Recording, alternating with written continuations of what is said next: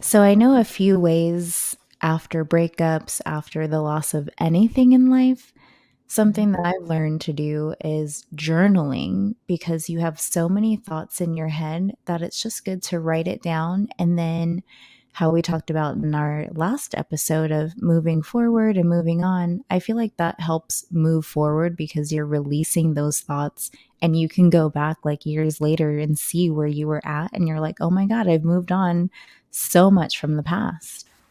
Welcome to Heartbreak to Healed podcast. I'm your host, Jamie Baptiste from Rejected Hearts Club. And I'm your host, Sophie Delcor with Healing Soul Spiritual Center. And we do the heartbreaks so you can heal.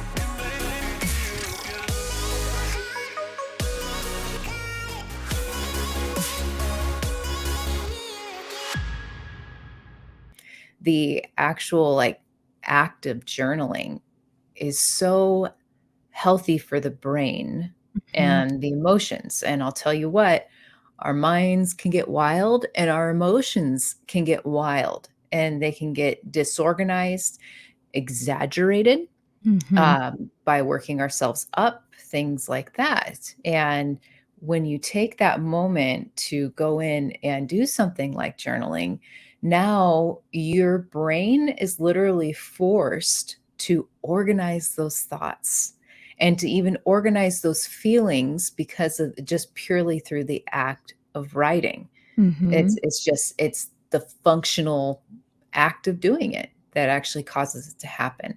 Kind of Mhm. falls under brain training in a way. So true. When did you start journaling in general? I tried to keep a diary.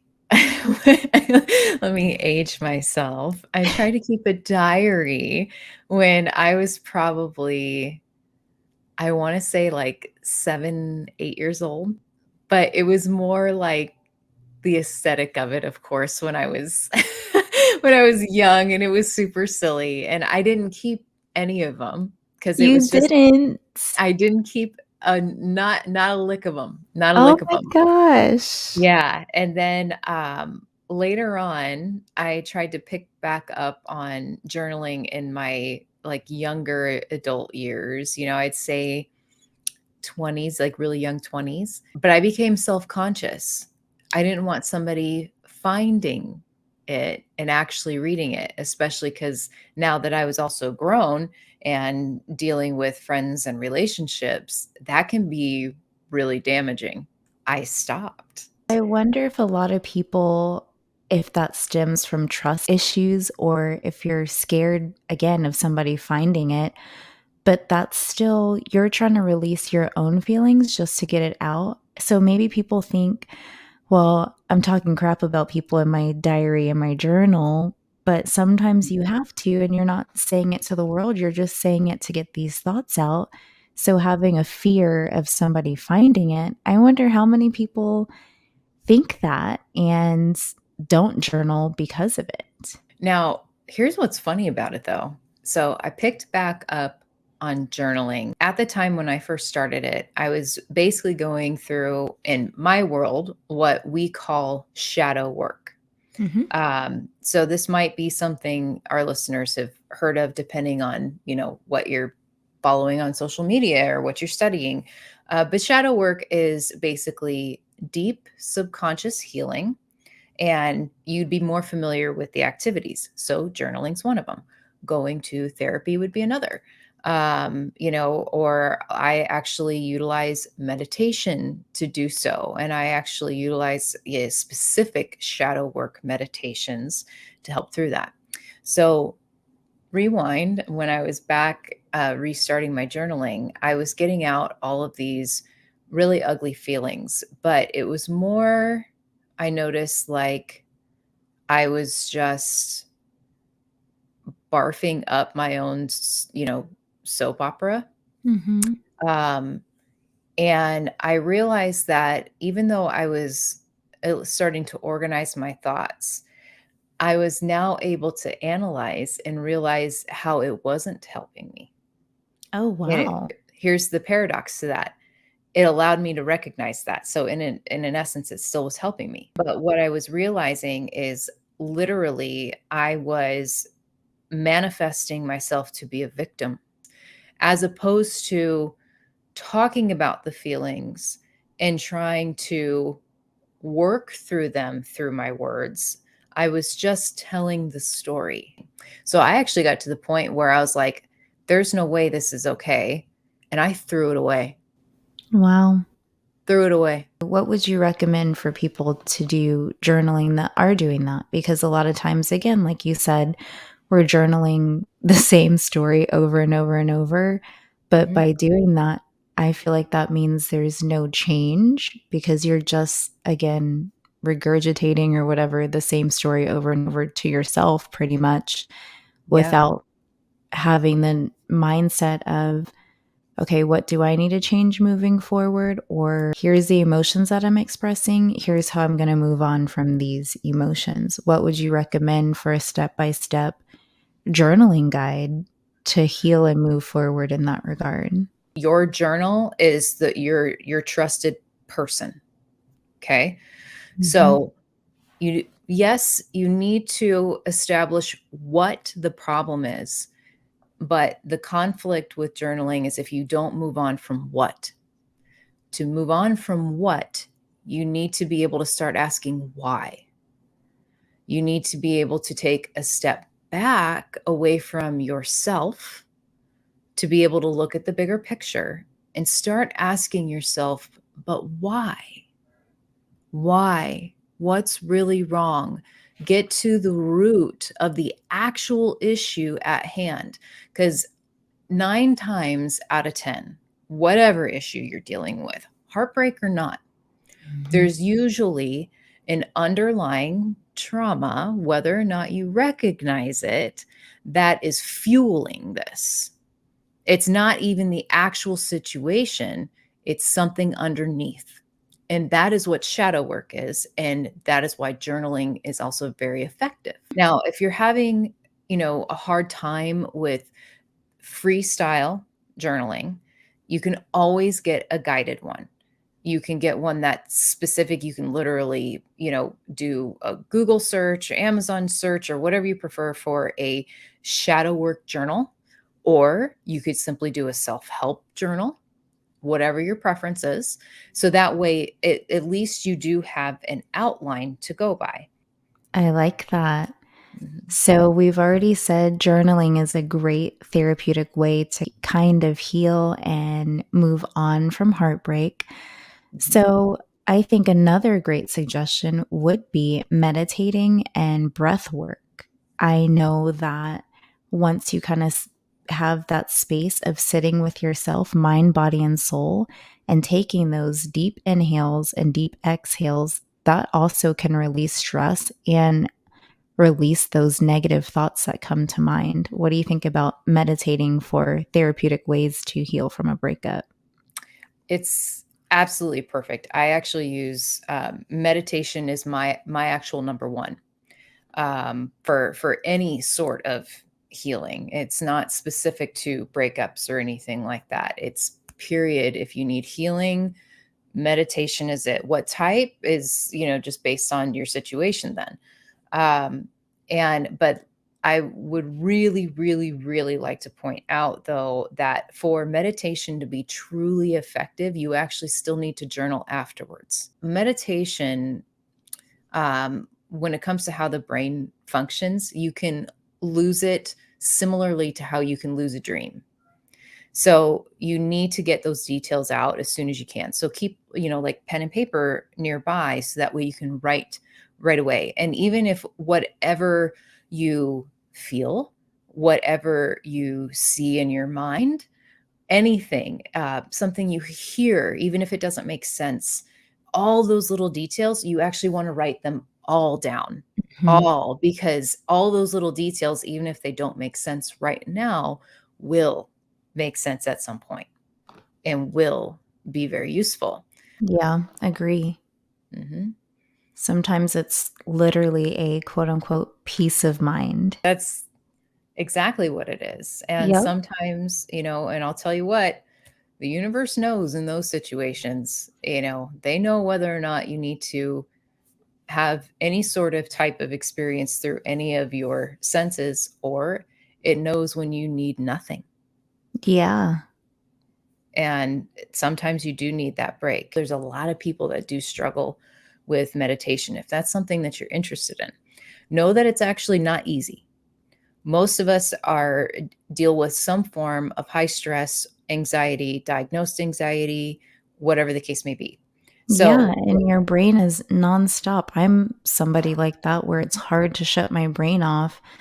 So meditating, especially in the past, I'm like, how can people just sit there and have silence? And it is a training, as you're saying. if you struggle with it, guess what? You're normal. You're Mhm. completely normal. You want to start small first and foremost. So, just a few minutes. And then as you build up and do it more and more, that's when you add a little bit more time. If you continue to struggle, that's actually a good signal that there's something underlying yet again that's stopping you from being able to do that, because we are built to rest. Mm. Um, if you're struggling with it, that's okay, but you need to find the reason why. There's usually something that is literally making somebody fear, be scared of, or be anxious about the quietness and sitting with themselves, which usually has to do with some unaddressed insecurity or trauma Yeah. that makes you scared without, and this is stuff that just happens. It's not like you are going to outwardly know it and be like, oh yeah, I'm totally scared of that. Like that is not how that works. But it it is showing you that there is something blocking you from even being able to rest. And here's where journaling then also comes in. And you need to start then again asking, well, why? Why am I having a hard time with just being with myself? Well, I think a lot of people also grew up. I know I grew up in a home where it was like, when it came to summertime, we knew not to ask our parents, like, or say, I'm bored, because your parents are like, I'll give you something to do.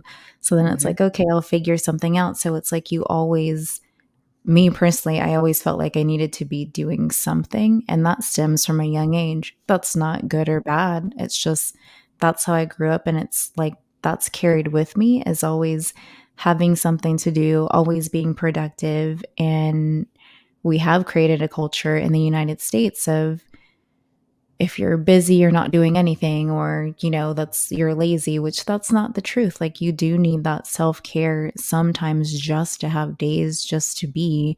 And I tend to use Fridays as I call them Friday night breakdowns, where it's like, okay, if I want to just eat junk food, watch some reality shows, or literally do nothing, it's okay. And I don't feel guilty about it at all. Yeah.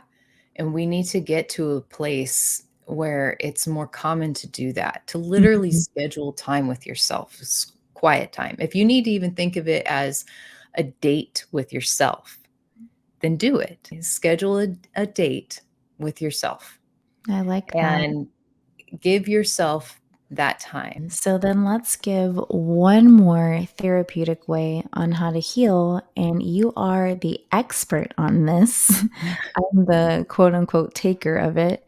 Is do you want to explain how, if somebody's going through some sort of transition in their life, how Reiki could help them mind, body, and soul?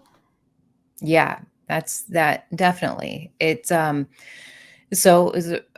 Originally, I guess you could think of it as a developed energy healing strategy that came out of Japan. Energy basically it works on a metaphysical level. Science, when it comes to science behind it, think quantum physics level type of stuff. So it's going to work on you on a cellular type of level. But basically, it uses the beautiful energy that's in this universe that is absolutely perfect, even in times that we judge it to not be, to help heal the energy within us. Mhm. And it has a massive impact in all arenas. And the reason being is that for anything to exist at all requires energy. Yeah. You sitting there in your chair, to physically exist, sitting in that chair requires movement of energy at a very cellular level, like subatomic, super tiny, the whole 9 yards. This is where quantum physics comes in.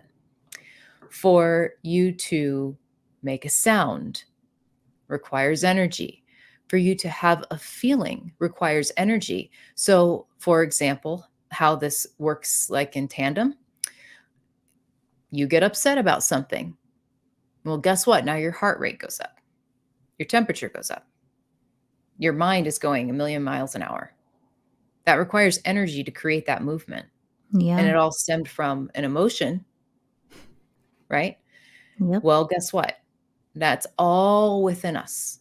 And we all carry that within our aura, within our souls, and then we have our spirit for guidance. So, what happens is basically as a practitioner, we, I guess you could say, activate these energies and call them in. We, as practitioners, we have been provided different ignitions. We could call them, I guess, universal blessings in order to be a conduit for this energy. So the person providing it for you, for anybody who happens to do this or is interested, the practitioner themselves is actually not directly healing you. They are the conduit for your healing. They are the ones that walk beside you as you heal yourself in the process. That's the reality of what it is. So, can you explain to somebody that would be going through whatever they're going through, heartbreak in any way, shape, or form, and Mhm. somebody contacts you for a Reiki healing for the first time? How would you say, how would you guide that person and say, here's what we're going to go through for your first session so people can understand exactly what would be happening in a Reiki session? So the first little bit, we take, 5 to 15, depending on what's needed to basically converse, to talk it out. What's going on? Give me a few details if you're comfortable with it, so that way I can better understand what you're also dealing with. And what that does is it establishes a connection between the practitioner and that client. And that is actually a really beautiful thing to establish that connection because it allows for trust and it Mhm. also allows for the energy to flow so much more smoothly as well. You just do away with any of those speed bumps, resistance walls, all of that stuff. Okay. Because that will impact how effective it is. Now, once you get through that, then typically you can set the room at that point as your client gets comfortable, whether they want to sit, whether they want to lay down. It just depends on the situation where you're at, and Mhm. then while they're sitting there. But we set the room so that way. What we do is setting the room basically prepares it so that way you're removing inappropriate, negative, unhelpful energies out, and then protecting the space as well from any entering while you're working on somebody. And that way, it keeps the energy process clean, Mhm. completely clean. And then once that comes into play is when you can actually start the session. There's different styles, there's traditional styles, there's different hand motions. Some people, if they go traditional, you're going to go through all of the certain hand motions that will basically take you from the top of your head down to your feet. Other times, depending on length and practitioner's strategy, is you do it through basically energetic guidance and intuition. So, like for me, when I'm working on somebody, um, I will see and feel where there's a problem within their energy field. Um, think of it like an energy x ray. And that x-ray is going to expose if there's a break in your bone here, a fracture there, if there is inflammation within the bone cavity there, it gives you a scan of Mhm. an actual picture of where the problem is and what the problem is. Mhm. That's how this works. So then I can go to that area and do specific work on it. Um, this is also deeply where chakras can come into play and blockages happen. And blockages can cause all different sorts of things. So, for example, if you're running, let's say your heart chakra is like overjuiced, million miles an hour, will not calm down. More than likely, you're going through severe anxiety. Mm. If it's really low, something's not flowing right. It's super slow, kind of mucky. Almost think of like if there's a clog in your toilet or plumbing or something like that. Mhm. If it's moving in that way, more than likely the person's feeling depressed. You can see these things. You can also see them in different areas of their auric field, even if it seems to be outside of their body, too, by the way. Mhm.